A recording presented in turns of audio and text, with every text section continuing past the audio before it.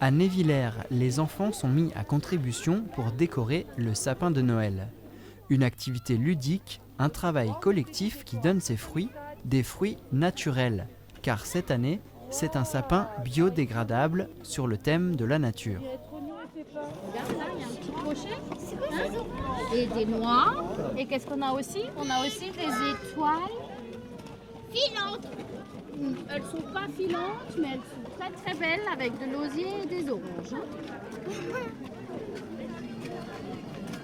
Animation cette année, donc 9 décembre, donc c'est notre troisième veillée de Noël. Voilà, avec Saint-Nicolas, vin chaud, chocolat chaud, gâteau. Les décorations préparées par Daniel et Céline sont en place. Les enfants!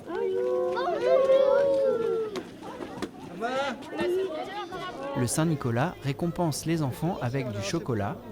Sa monture a droit à de nombreuses caresses. L'association des Kirchenknipper propose des festivités tout au long de l'année et une autre veillée ce vendredi 22 décembre. Donc il y aura la veillée de Noël à l'église et un retour entre parenthèses au flambeau pour venir ici, pareil, dans cette cour-là pour un vin chaud Bredel. Donc le 22 à 18h30. Dans la nuit de mercredi à jeudi, le vent a soufflé fort, très fort, emportant le toit de l'annexe du foot de Niederwand-les-Bains. J'ai entendu des craques et tout ça.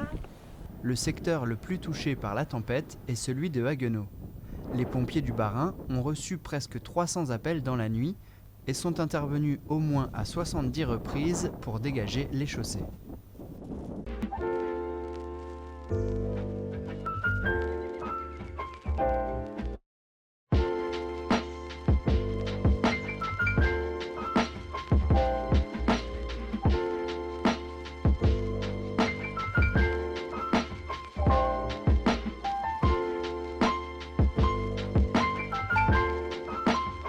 J'ai voulu partager la beauté de la nature, la beauté des espèces qu'on rencontre, la beauté des paysages et finalement partager cela pour pouvoir les protéger.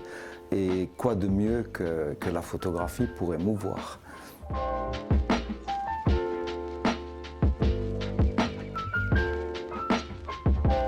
Premier chapitre, on présente les Vosges du Nord et son originalité. Deuxième chapitre, toutes les actions qu'on a menées durant ces 20 ans. Et troisième chapitre, le plus grand, chaque photographe a eu 16 pages pour s'exprimer. On voulait faire une vulgarisation grand public. On voulait montrer au commun des mortels finalement la beauté qu'ils ont sur le pas de la porte. On n'a pas besoin souvent de faire des voyages au Costa Rica ou à l'autre bout de la planète pour se rendre compte que finalement chez soi, il y a aussi des belles choses à découvrir.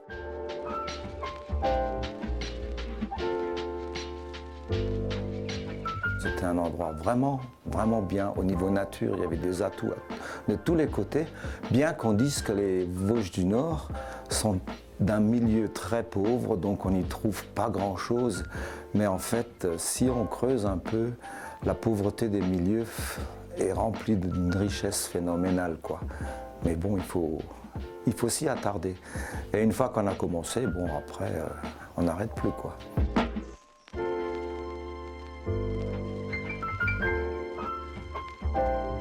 Alors dans l'avenir, il y aura certainement un autre livre. Si celui-là marche bien, si le public, j'allais dire, y adhère et l'achète, hein, finalement, ben, nous, forcément, on aura envie d'en refaire un autre parce qu'on a déjà pas mal de photos qui sont réservées pour la suite des ouvrages.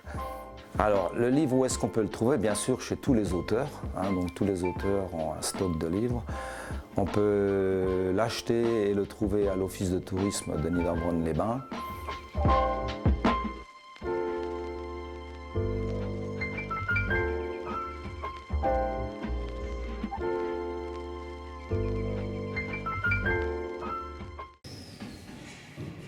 Coup de jeûne pour l'orgue de chœur de Reichshoffen. L'instrument a plus de 2 siècles, il a subi des modifications au cours du temps. Il avait besoin d'être démonté, certains des quelques 1600 tuyaux étaient oxydés. Les facteurs d'orgue de Sarre-Union ont nettoyé les pièces puis remonté les différents jeux dans l'ordre. On a démonté toutes les parties avec le coin en bois, la languette, le canal et puis la rasette. Et ensuite, une fois que ça a été traité et propre, on a tout remis en place. Voilà. Les sonorités sont différentes selon la matière, la forme et la longueur des tuyaux. Le plus long fait 5 mètres, le plus petit 1 cm. Trompette clairon. Do dièse, premier do dièse.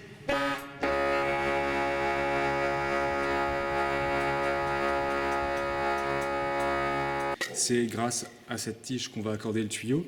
Plus on va descendre, plus la partie qui vibrera sera courte et le tuyau sera aigu. Ou au contraire, si on remonte cette tige, la partie vibrante sera très longue et le tuyau sera plus grave. C'est ici que le son se produit. En fait, l'air sort du pied et alimenté par en dessous, sort ici. L'air est tranché sur la lèvre supérieure et c'est le fait de trancher l'air qui va créer l'onde sonore qui vibrera dans tout le corps. L'orgue rénové a soufflé ses premières notes lors de la soirée d'ouverture des festivités de Noël.